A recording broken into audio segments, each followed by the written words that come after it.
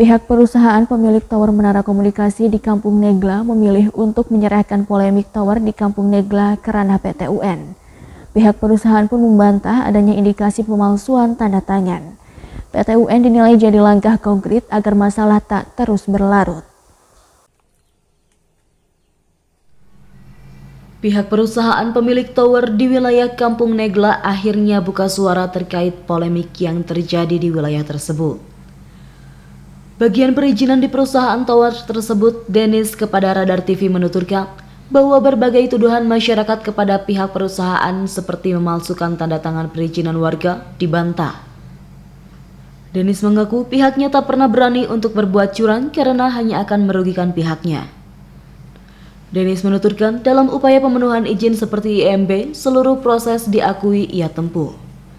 Seperti sosialisasi hingga meminta perizinan warga. Namun ia kaget begitu terjadi penolakan warga saat tower menara telekomunikasi tersebut sudah berjalan 80%. Pernyataan Dennis tentu bersinggungan dengan anggapan warga yang bahkan beberapa waktu lalu memperlihatkan bukti kuat adanya pemalsuan tanda tangan. Lantas jika perusahaan merasa tak melakukan kecurangan, siapa dalang atau oknum di balik upaya pemalsuan tanda tangan perizinan warga? Dennis menuturkan pihaknya berharap jalur pengadilan tata usaha negara bisa ditempuh.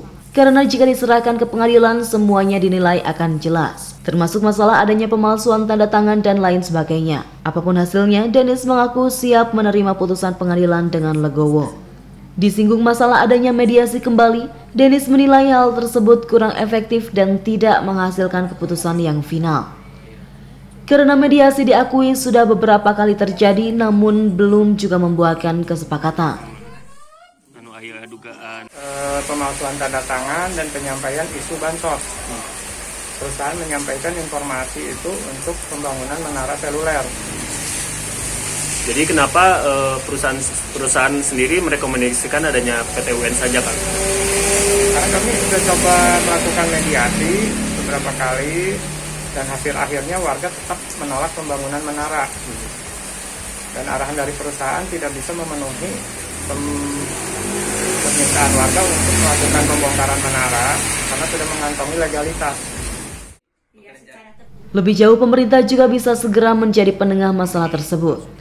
Dari pihak perusahaan mengaku sudah menarik pengerjaan sampai permasalahan bisa selesai tuntas. Hal tersebut untuk menghindari adanya gesekan dengan warga yang melakukan penolakan agar tetap tercipta kondusivitas. Diberitakan sebelumnya, warga Kampung Negla menolak pembangunan menara telekomunikasi di wilayah yang lokasinya bersebelahan dengan rumah warga dan adanya dugaan pemalsuan tanda tangan persetujuan. Salah satu warga yang konsen melakukan penolakan, Henny, menunjukkan bukti adanya pemalsuan izin.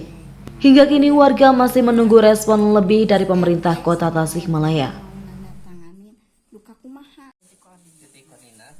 Muhammad Asbi, Radar TV melaporkan.